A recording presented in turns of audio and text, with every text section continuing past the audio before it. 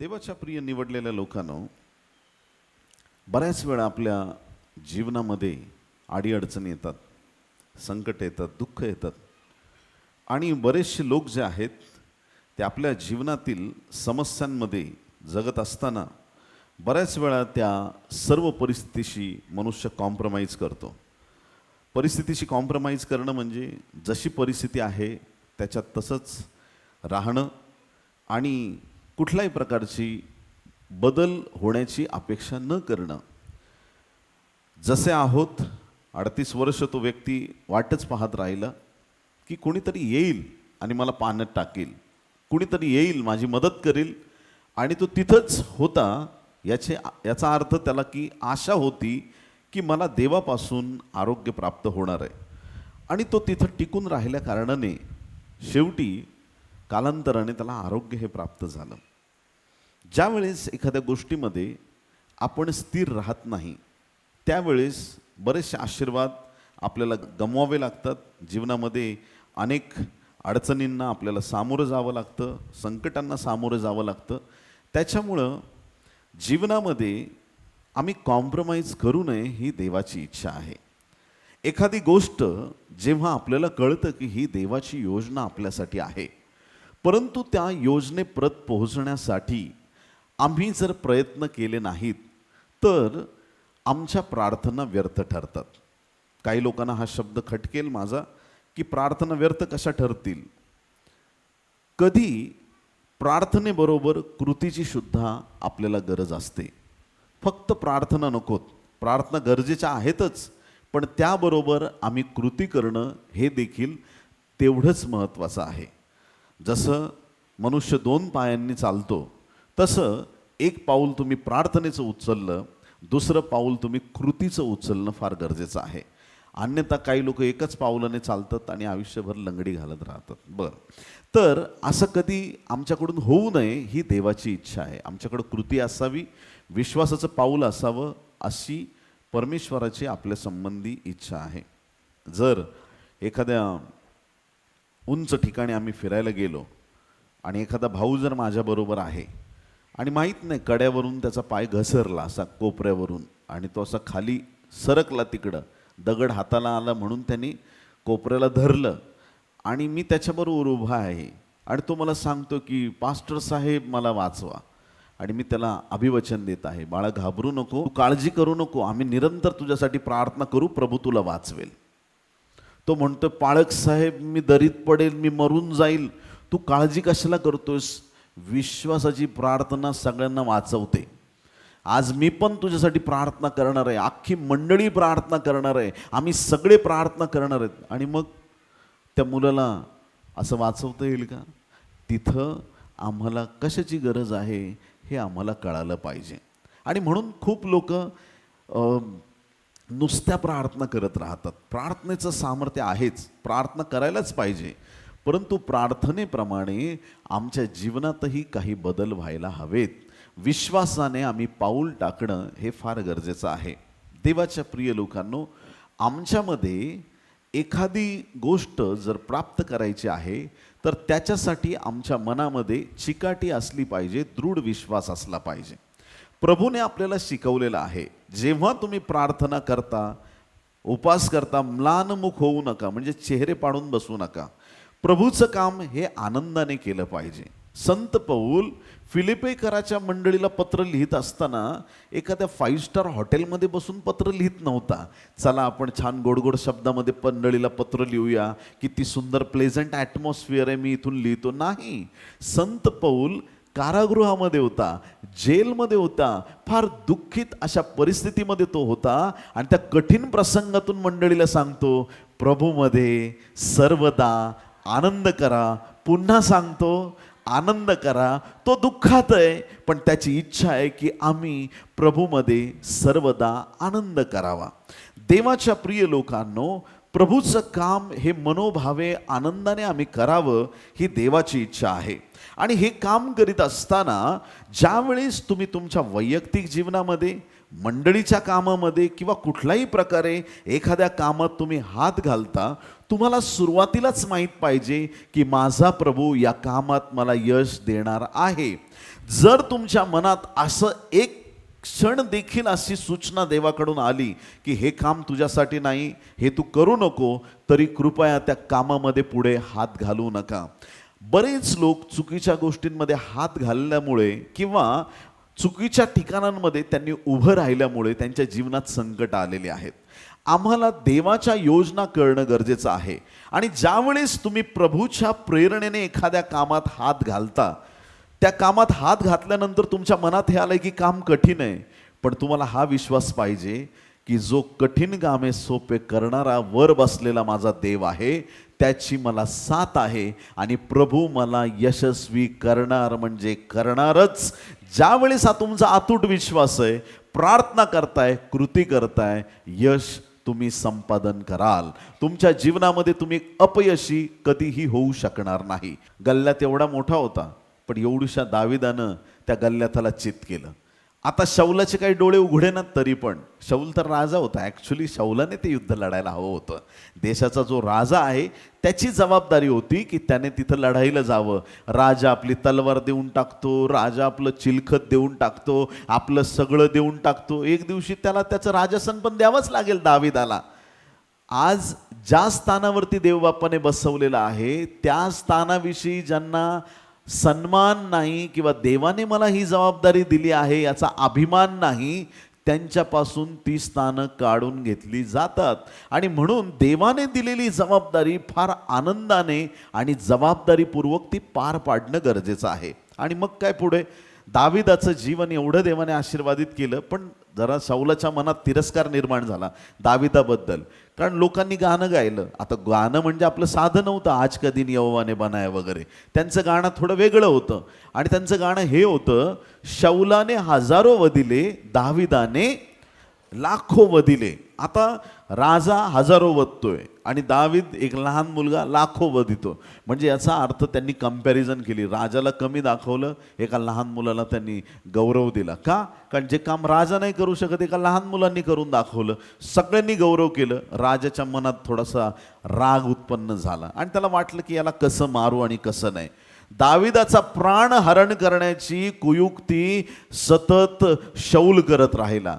आणि मग काय, देवाच्या प्रिय लोकांनो, दाविदाला कसं मारावं बरं हे त्याच्या मनात होतं. मग त्याच कदाचित कुयुक्तीच्यामुळं त्याने दाविदाला सगळ्या लोकांचा, जे लढणार आहेत ना, सगळ्या सेनेचा हेड बनवलं आणि त्याला युद्धावर पाठवायला लागला. कठीण कठीण ठिकाणी युद्धावर पाठवायचा. एवढ्याशा लहान मुलाला त्याने अशा ठिकाणी पाठवलं की तिथून रिटर्न तो स्वतः गेला असता तरी आला नसता. अशा कठीण ठिकाणामध्ये दाविदाला त्याने पाठवलं. पण एक गोष्ट लक्षात ठेवा, युद्ध दावीद लढत नव्हता, युद्ध परमेश्वर दाविदासाठी लढत होता. युद्ध तुमचं नाही, युद्ध तुमच्या देवाचं आहे. जे युद्ध येशूच्या नावाने लढलं जातं, त्या युद्धामध्ये कधीही तुम्हाला हार पाहायला मिळणार नाही.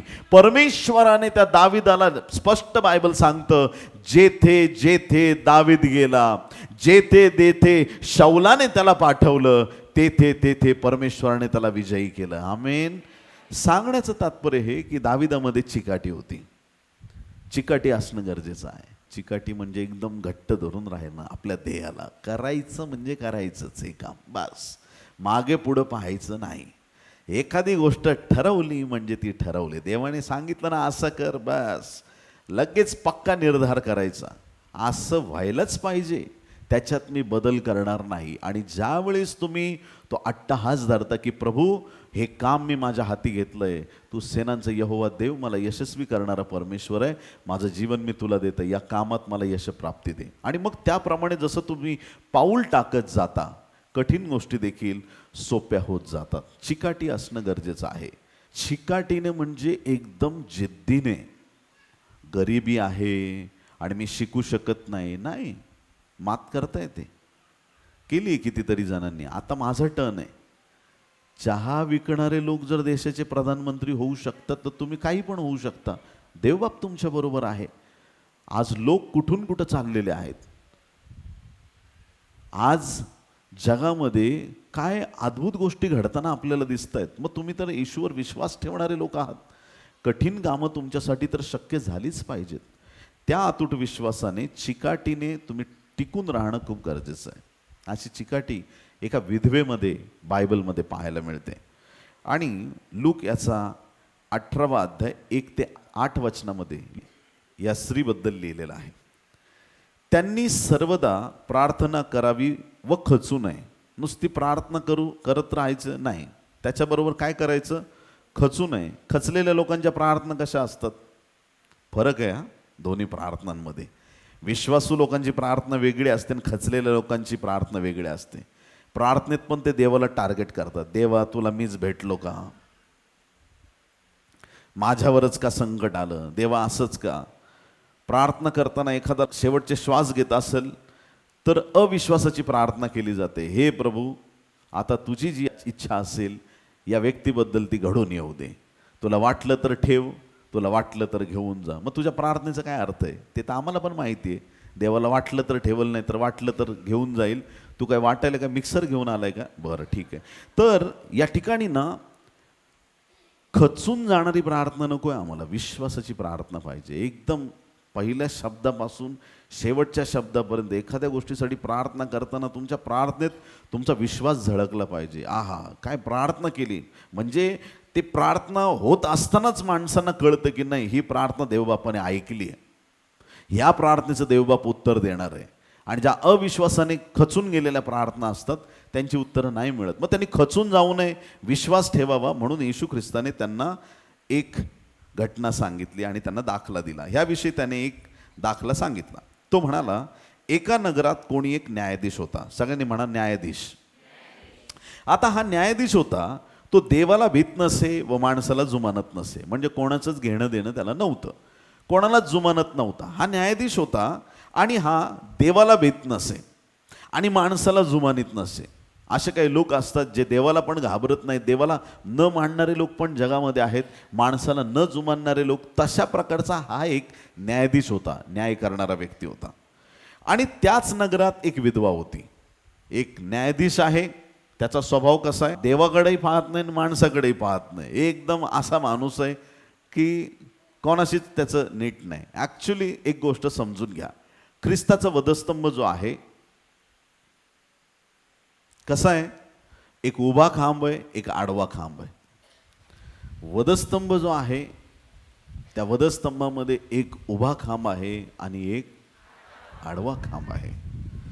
उभा जो खांब आहे तो माणसाचे देवाबरोबर संपर्क आहेत हे दाखवतो, चांगले आहेत.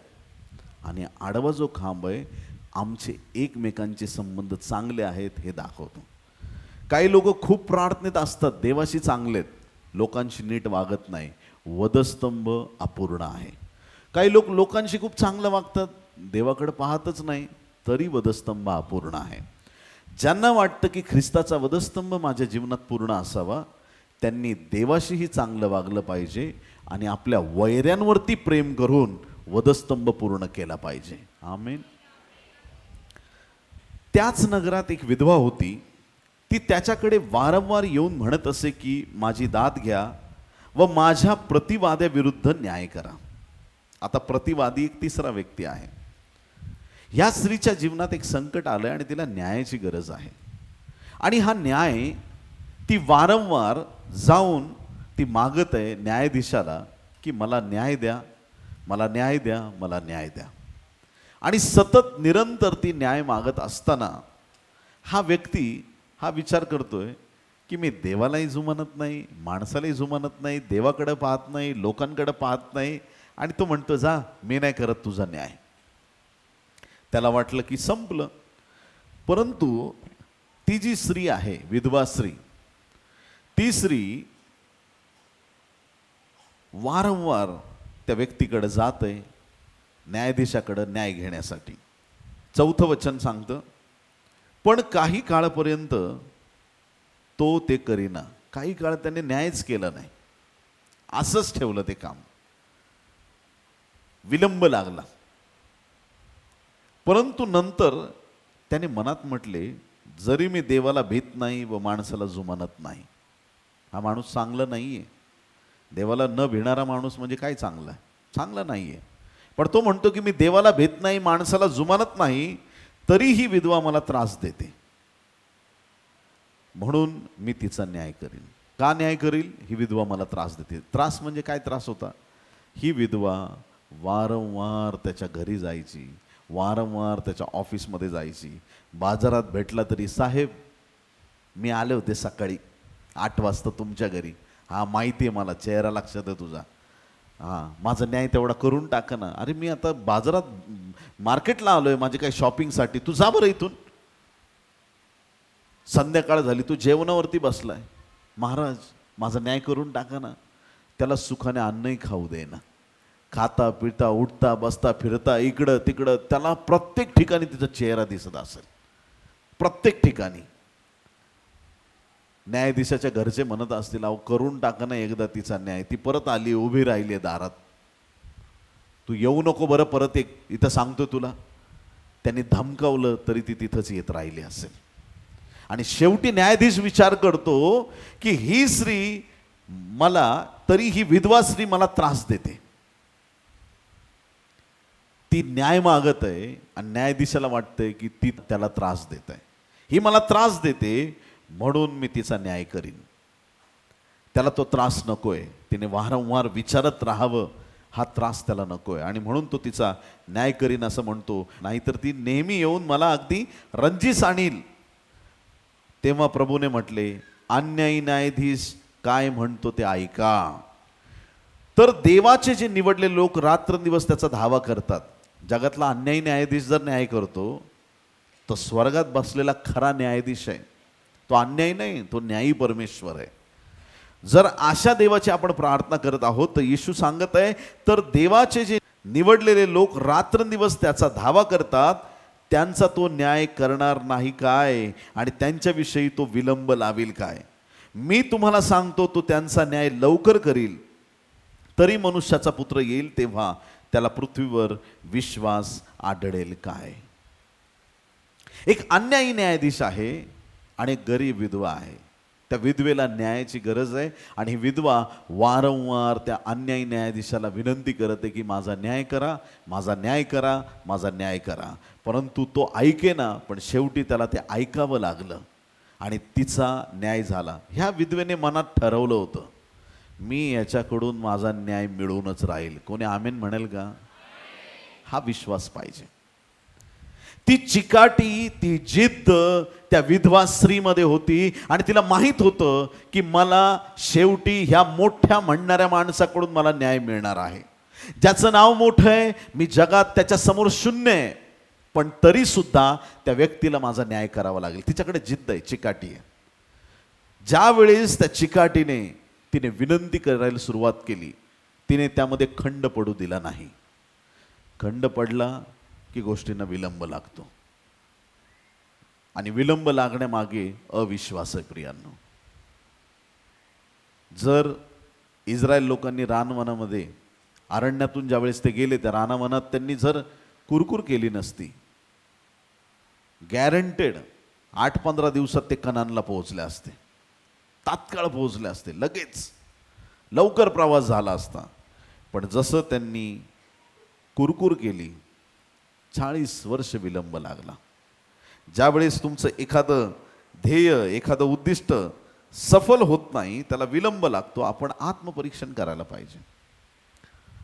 एखादा मुलगा ज्यावेळेस इंजिनिअरिंग करतोय, फर्स्ट इयर केलं 2 वर्ष गॅप घेतला, सेकंड इयर केलं 3 वर्ष गॅप घेतला, थर्ड इयर केलं 4 वर्ष गॅप घेतला, आणि मग असं करत करत त्याचं पूर्ण शिक्षण व्हायला 50-50 वर्ष तर जातीलच. मला असं वाटतंय विलंब तर लागेलच ना. ज्या वेळेस तुम्ही एखाद्या गोष्टीचं सातत्य ठेवत नाही, त्यावेळेस गोष्टींना विलंब लागतो. ज्या वेळेस आम्ही प्रार्थना करतो किंवा एखाद्या कार्यामध्ये आम्ही उतरतो, त्याच्यात सातत्य असलं पाहिजे. चिकाटीनं ते काम पूर्ण झालं पाहिजे. विधवेने ती चिकाटी ठेवली, काहीही असो माझा न्याय मी घेऊनच राहणार, असा अट्टाहास आमचा असला पाहिजे. एलिया 7 वेळा प्रार्थना करतो. पहिल्या वेळेस प्रार्थना केली असेल ना, हे देवा पाऊस पाठव, आमेन. असिस्टंटला बोलवलं, ऐक वर जा डोंगरावरती, वरती अजून तिथं आकाशात काही पावसाचं काही चिन्ह दिसतंय का बघून ये. अरे एलियाने प्रार्थना केली. तो धावत गेला वरती आणि वरती बघतोय आकाशात काहीच नाही. रिटर्न येताना, एलियाकडे येताना त्याच्या मनात हेच आलं असेल, माझ्या पास्टरचा पॉवर जरा कमी झालेला दिसतोय. एकदा प्रार्थनेत तर कर्मेल डोंगरावरती प्रार्थना केली, डायरेक्ट आग उतरली होती. जरा याचं काहीतरी जरा प्रेयर लाईफ एवढं स्ट्रॉंग वाटत नाही आता. प्रार्थना केली तरी काय नाही. काय रे काय झालं? ते ॲक्च्युली काहीच नाही वरती आकाशात. आता एलिया असं म्हणत नाही की बरं कदाचित देवाचीच इच्छा दिसत नाही पाऊस पाठवायची.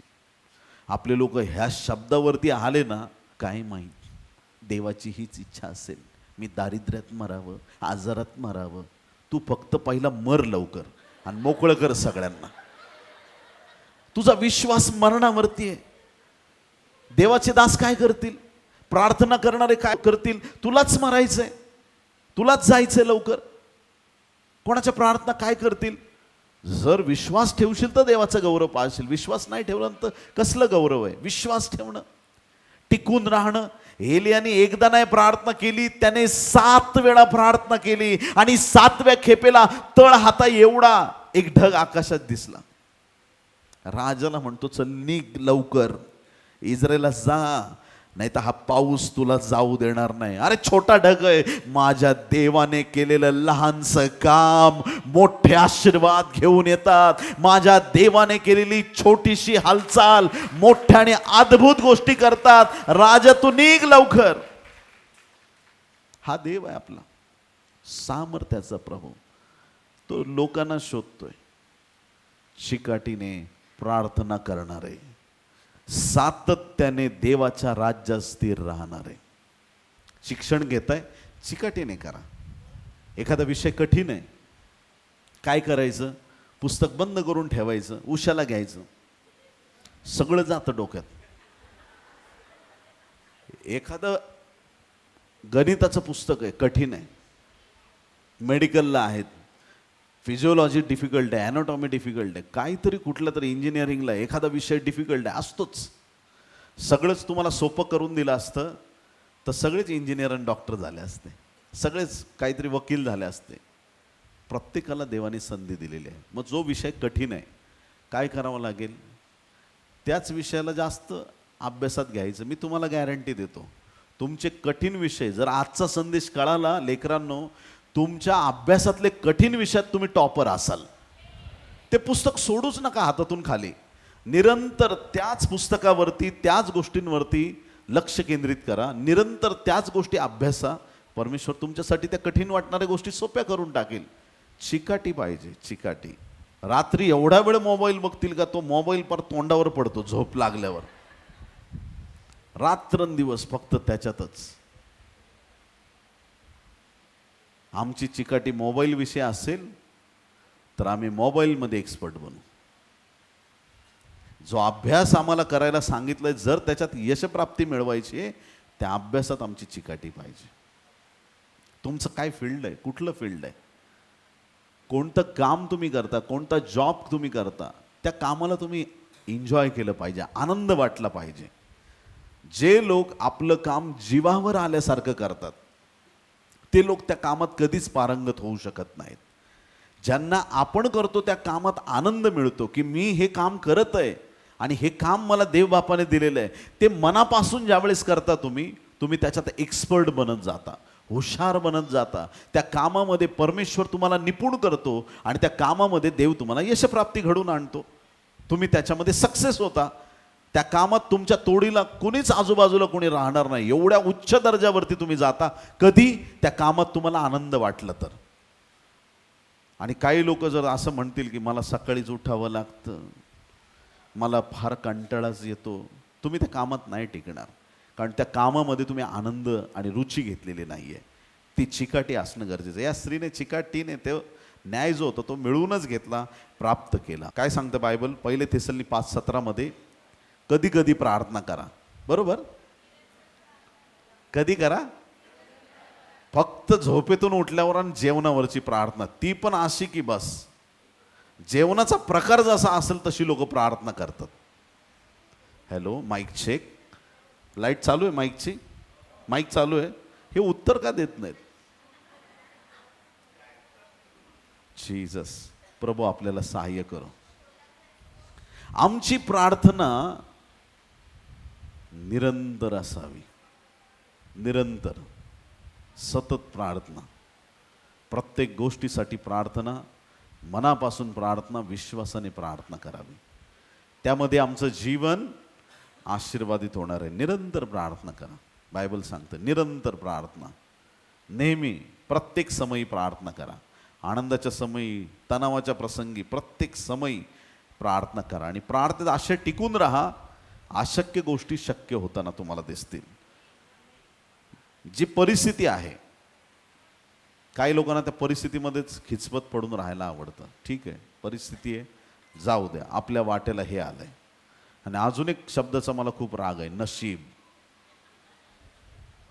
जो नसीब में होगा वो मिलेगा. अरे येड्या, नशीब बिशीब काय? आम्ही नशिबावर विश्वास नाही ठेवत, आम्ही देवाच्या आशीर्वादावर विश्वास ठेवतो. नशीब, लक बाय चान्स, हे काय? लक हा शब्द ख्रिस्ती लोकांच्या मुखात नसावा. लक लुसिफर शब्दापासून उगम पावलेला शब्द आहे. लक, झालं तर झालं, बघू, प्रयत्न करू. सैतान करतो असं, बघू, योबाचं जीवन नाश करता आलं तर आलं, बघूया. देवाचं होय तर होय, नाही तर नाही असतं. लक देवाला आवडत नाही. म्हणून लेकरं एक्झामला जाताना बेस्ट ऑफ लक म्हणजे बघ, झालंच तर पास हो, नाही तर खा गाटांगड्या.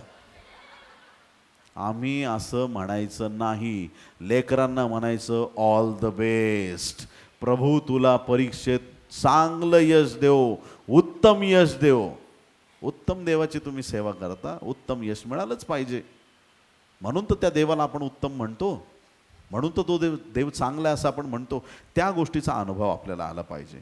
परिस्थिती जशी आहे त्याच्यातच रखडत राहू नका. त्या परिस्थितीबरोबर आज नंतर झोंबी करायला सुरुवात करा.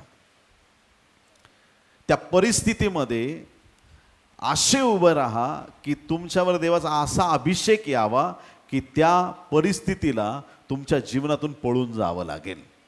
त्या अडचणींना तुमच्या जीवनातून निघून जावं लागेल. या विश्वासाने प्रत्येक परिस्थितीत टिकून राहा प्रियांनो.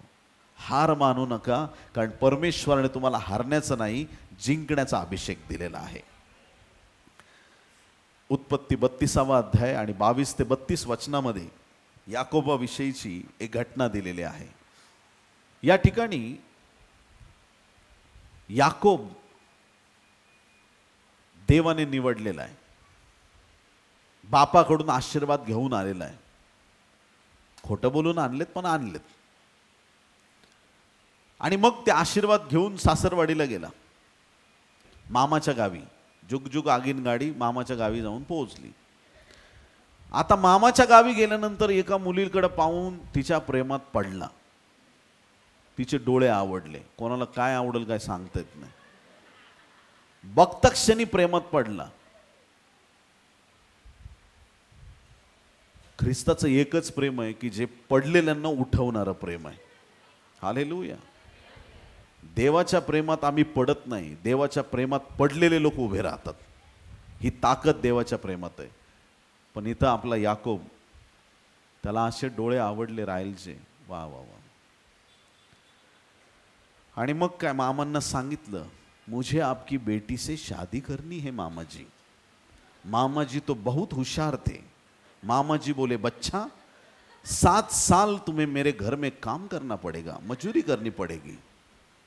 नोकर मामाच्या घरी आणि मी, चालेल,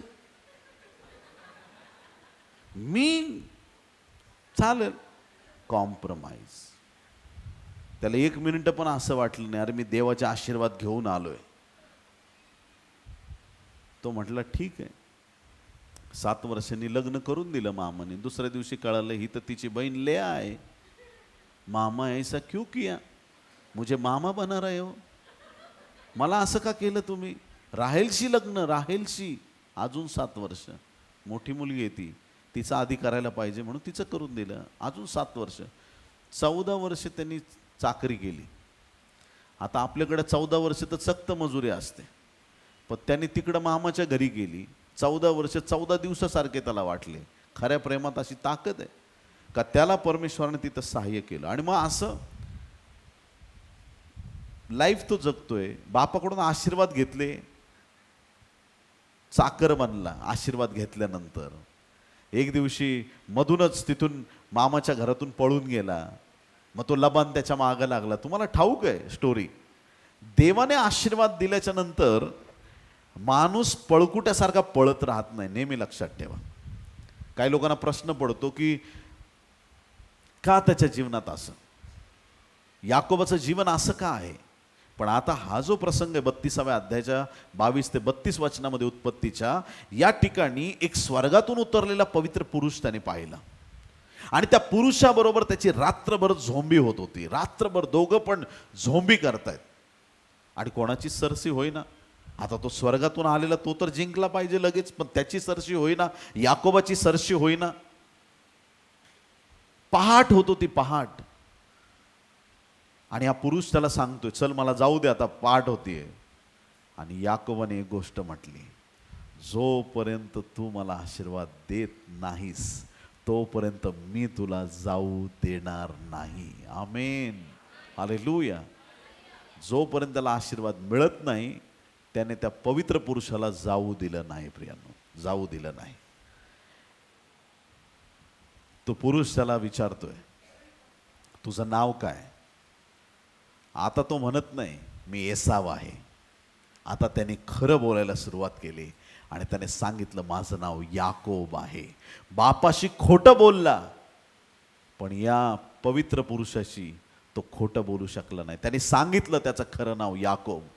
आणि मग त्याला आशीर्वाद देण्यात आला, आजपासून तुला इथून पुढे याकोब नाही, फसवणारा नाही, तुला इस्राएल म्हणतील. इस्राएल, एल म्हणजे एल शडा, एल सितकेनू, एल एल साक्षात परमेश्वराचं नाव आहे. इस्राएलच्या नावामध्ये साक्षात परमेश्वर उतरून आला असं नाव त्याला प्राप्त झालेलं आहे. माणसाशी, देवाशी झगडून तू विजयी ठरलास, प्रभावी ठरलास, तुला आजपासून इस्राएल म्हणतील. मग काही लोकांना प्रश्न पडतो की तो जिंकला कसा नाही, स्वर्गातून आलेला. बोलो येशू मसीह की. ॲक्च्युली ते युद्ध नव्हतं, ती फक्त झोंबी होती. ज्या वेळेस एखादा कुस्ती खेळणारा आखाड्यात उतरतो, त्याचा गुरु त्याला ट्रेन करतो. नुसता घेऊन आपटत राहत नाही, त्याला ट्रेन करतो. हात पकड माझे, हां लाव जोर, असं कर तसं कर, चल वजन उचल, असं कर. त्याला एक एक एक एक डावपेच शिकवतो. तशी ती रात्र त्या इस्राएलला डावपेच शिकवण्याची रात्र होती. ती रात्र अशी होती की त्या डावपेचामध्ये त्याला शक्ती प्रदान करण्यात आली. त्याला शिकवण्यात आलं की सगळ्या गोष्टीमध्ये तू कसा यशस्वी होतील. आणि त्या कारणामुळे आजही इस्राएलला कोणी हरवू शकत नाही. प्रियांनो, तो आशीर्वाद त्या रात्री मिळालेला आजही त्यांच्यावरती टिकून आहे. बोलो येशू मसीह की. चिकाटी. आशीर्वाद घेत नाही तोपर्यंत मी जाणार नाही. चिकाटीने जीवन जगा. याकोबाने ती चिकाटी दाखवली. एकदम टिकून राहिला जोपर्यंत त्याला तो आशीर्वाद मिळत नाही. अत्याग्रही विधवा टिकून राहिली जोपर्यंत तिचा न्याय होत नाही. आम्ही जी कामं आपल्या हाती घेतलेली आहेत त्यामध्ये आम्ही टिकून राहिलं पाहिजे. कुठल्या गोष्टीसाठी तुम्ही परिश्रम करत आहात, कुठल्या कामासाठी तुम्ही प्रभूकडे प्रार्थना करत आहात, कुठल्या गोष्टीसाठी तुम्ही निरंतर परिश्रम करत आहात, लगेच खचून जाऊन माघार घेऊ नका. एखाद्या गोष्टीमध्ये तुम्ही देवाकडे मागत आहात, यश मिळत नाहीये, एकदा मागितली, दोनदा मागितली, तीनदा मागितली, यश मिळत नाही. प्रभू म्हणतोय की बाळा अजून प्रार्थना कर. तुझ्या प्रार्थनांची गरज आहे. जितक्या प्रार्थना करता येतील, जेवढं प्रभूच्या जवळ जाता येईल, जितके परिश्रम करता येतील तेवढे आम्ही केले पाहिजेत. परंतु आम्ही आमच्या ध्येय उद्दिष्टामध्ये सफल होणं गरजेचं आहे.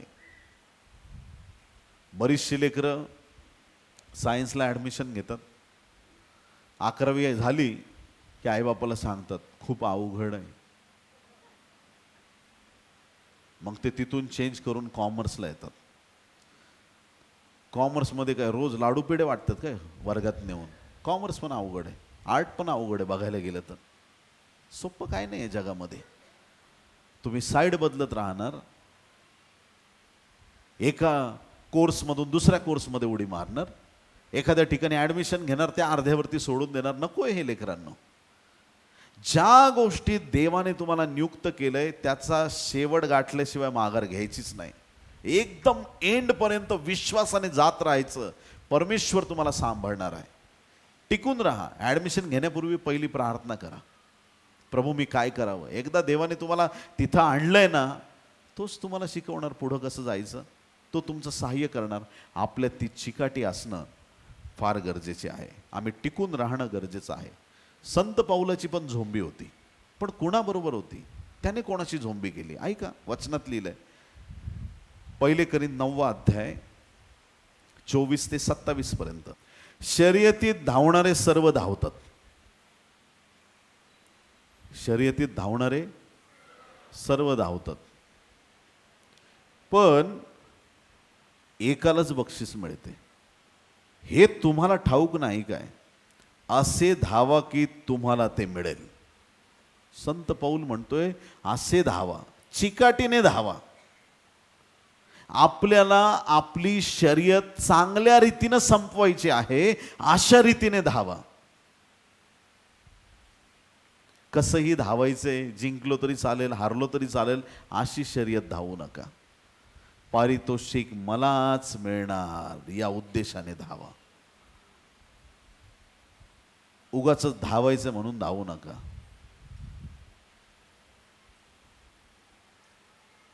काही लोकांच्या शर्यती खामगावमध्ये आहेत आणि ते दुसरीकडेच जाऊन धावत आहेत. त्यांना यश मिळेल का याच्यात? शर्यतीत धावायला सांगितलं उजवीकडं आणि ते धावत आहेत डावीकडं, त्यांना यश मिळेल का? कसंही धावू नका. मर्यादेच्या खुणेकडं विश्वासाने धावलं पाहिजे. संत पाऊल सांगतोय असे धावा की ते पारितोषिक तुम्हालाच मिळेल. स्पर्धेत भाग घेणारा प्रत्येक जण सर्व गोष्टीविषयी इंद्रिय दमन करतो. ते नाशवंत मुकुट मिळवण्यासाठी असे करतात. इंद्रिय दमन करतो स्पर्धेत धावणारा. इंद्रिय दमन म्हणजे आपले जे सगळे इंद्रिय आहेत, ही बॉडी आहे, त्याला कंट्रोलमध्ये ठेवतो. आता ज्याला पोलीस भरतीला जायचंय, रनिंगची प्रॅक्टिस करतात पहाटे उठून. 2 मित्र असतील, दोघांचंही स्वप्न आहे आम्हाला पोलीसमध्ये भरती व्हायचंय. एक पहाटे उठून धावायला जातो, पहाटे 5लाच रनिंगला जातो, आणि दुसरा पहाटे 9:30ला उठतो. उठल्यावर आरामशीर आवडतो, नाही माझा प्रभू मला पोलीसमध्ये घेऊन जाणार. अरे कशाला घेऊन जाईल? उद्या चोराला पकडायची वेळ आली तर तू झोपच काढशील. तो पहाटे 5ला उठून धावतोय ना, देव त्याच्यावरती दया करेल. कोण त्या योग्यतेचा आहे परमेश्वर पाहतो. प्रियांनो, तुमचे परिश्रम महत्वाचे आहेत. प्रभूमध्ये तुमचे परिश्रम व्यर्थ जाणारच नाहीत, हे बायबलचं वचन आहे. मग शर्यतीत असे धावा, ते आपलं इंद्रिय दमन करतात, आपल्या झोपेवरती नियंत्रण मिळवतात आणि धावण्याचा सराव करतात. कुठलाही क्रिकेट असो, कुठलाही खेळ असो, काही असो, ते इंद्रिय दमन करतात. मग इथं काय लिहिलंय पुढे? ते नाशवंत मुकुट मिळवण्यासाठी असे करतात. आपण तर अविनाशी मुकुट मिळवण्यासाठी असे करतो. अविनाशी आपलं, मग त्याच्यासाठी आम्ही परिश्रम करताना किती मनापासून केले पाहिजेत. म्हणून मीही तसाच धावतो. संत पाऊल म्हणतो मीही तसाच धावतो, म्हणजे अनिश्चितपणे धावत नाही, तसेच मुष्टियुद्धही करीतो, म्हणजे वाऱ्यावर मुष्टी प्रहार करत नाही. तर मी आपले शरीर कुदलतो व त्याला दास करून ठेवतो. शरीराला काय करतो? दास करतो. शरीर कुदलतो. हे त्याचं युद्ध आहे. ही संत पाऊलाची झोंबी आहे. संत पाऊलाची झोंबी. असं नाही केल्यास मी दुसऱ्यांना घोषणा केल्यावर कदाचित मी स्वतः पसंतीस न उतरलेला असं ठरेन. काय करणं गरजेचं आहे संत पाऊलाला? तो सांगत आहे की मी शरीर कुदलतो व त्याला दास करून ठेवतो. शरीर कुदलतो. आपल्याला देवाने दिलंय, जीव दिलेला आहे आपल्यामध्ये. आपल्यामध्ये म्हणजे जीव म्हणजे प्राण दिलेला आहे, शरीर आहे, आत्मा आहे. शरीराला कुदलतो, तो गुलाम करून ठेवतो. बायबल सांगतं असं धावतो की त्याला यशप्राप्ती घडेल. आज मंडळीची पण झोंबी आहे. कुठं आहे ती? इब्री लोकाच्या मंडळीला काय स्पष्ट रीतीने देवाचं वचन सांगत आहे का? इब्री लोकसपत्र 10 अध्याय 32 ते 35. पूर्वीचे दिवस आठवा.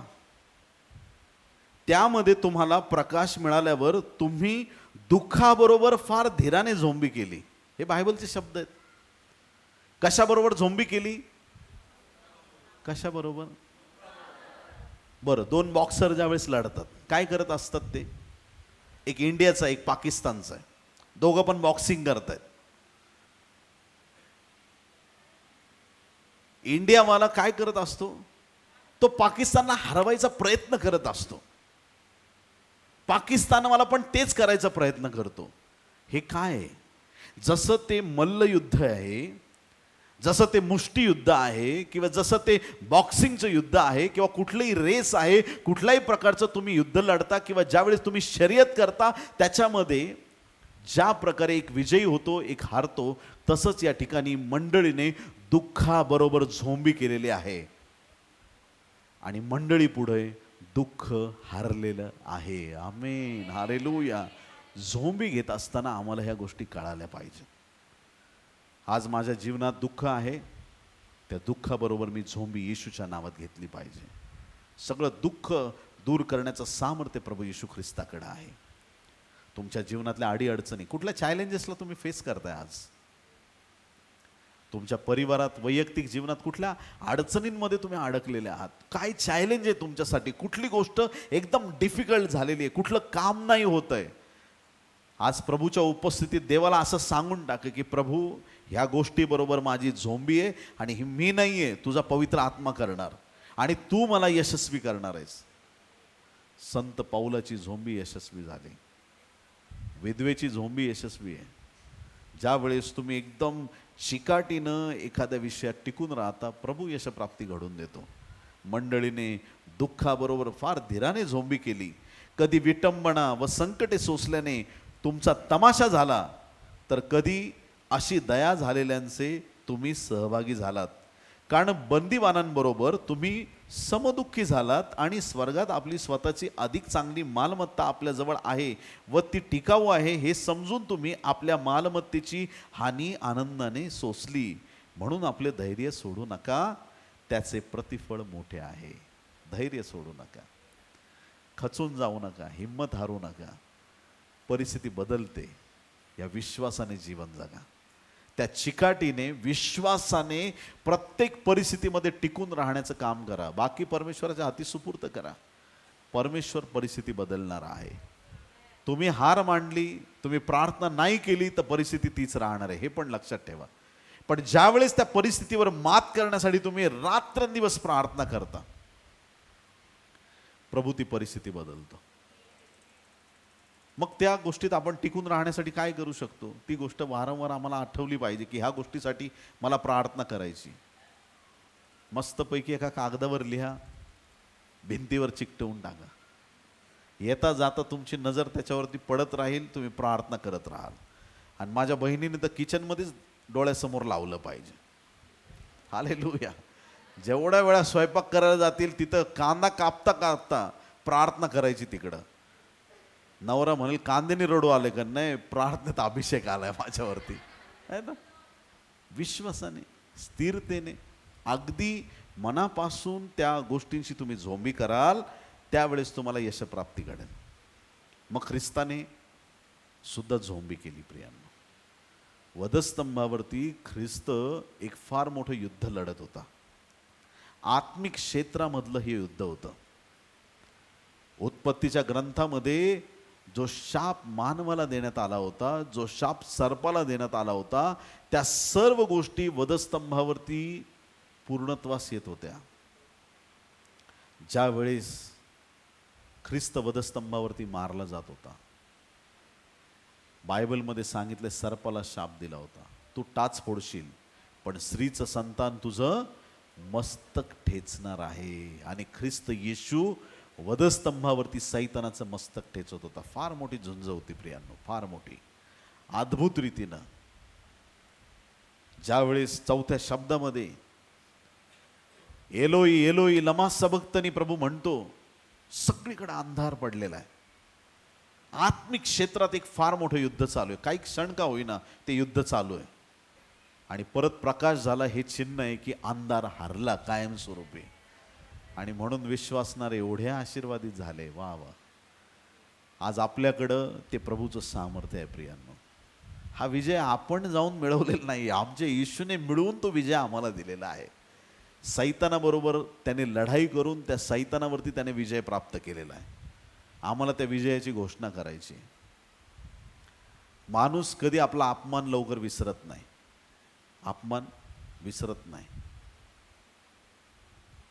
सन्मान एखाद्याचा केला कदाचित विसरून जाईल, तुम्ही कधी माझा सन्मान केला असं म्हणतील. पण अपमान जर केला एखाद्याचा, काय लग्नात तुम्ही मला असं वागले, तुम्ही 4 लोकात मला तसं बोलले, लोक मरतात पण विसरत नाही.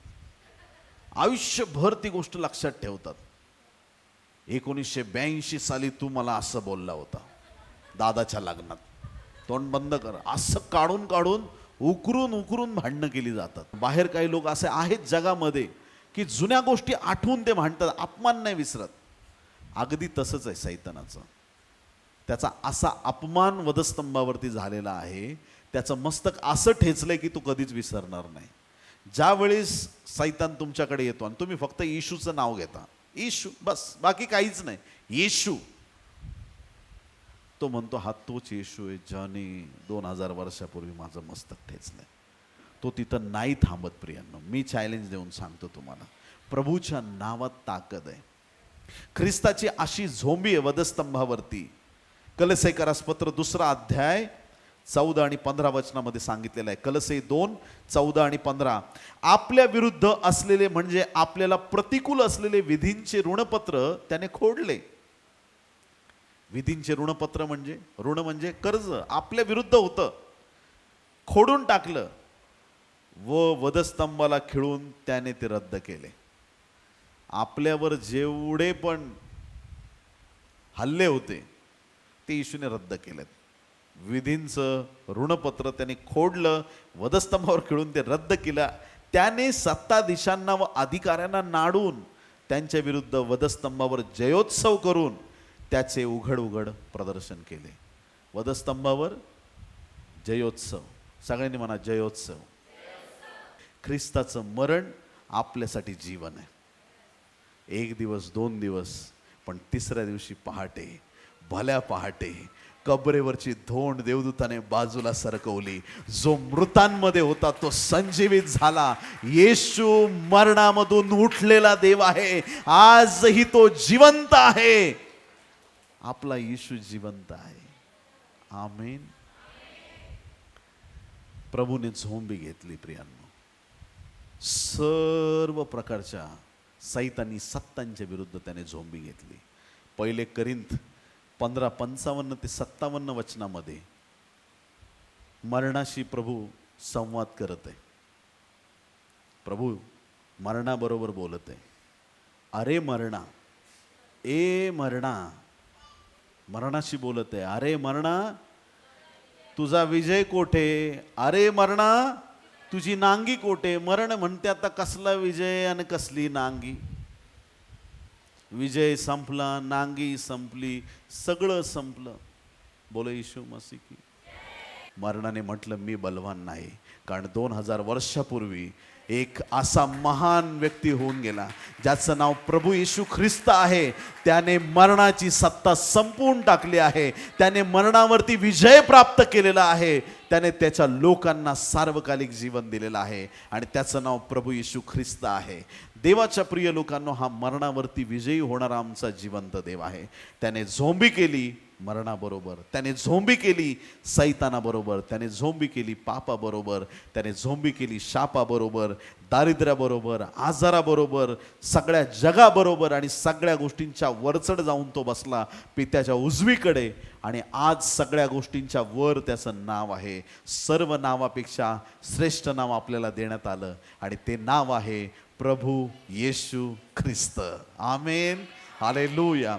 आज तुमच्या जीवनातले प्रत्येक स्ट्रगल्स, तुमच्या जीवनातल्या प्रत्येक अडचणी, त्यांना तुम्ही सामोरे जात असताना प्रभू येशू ख्रिस्ताचं नाव घेऊन सामोरे जा. तुमच्या प्रत्येक स्ट्रगलमध्ये देव बाप तुम्हाला विजयी केल्याशिवाय राहणार नाही. हालेलुया. संकट किती मोठे असोत, ती आमच्या देवापेक्षा मोठे असू शकत नाही. अडचणी किती जरी मोठ्या असल्या तरी त्या अडचणी आमच्यावरती प्रभुत्व चालवू शकत नाही. आज आमची झोंबी कुठल्याही गोष्टीची असो, येशूच्या नावात विजयी देवाचे लोकच होणार प्रियांनो. हालेलुया.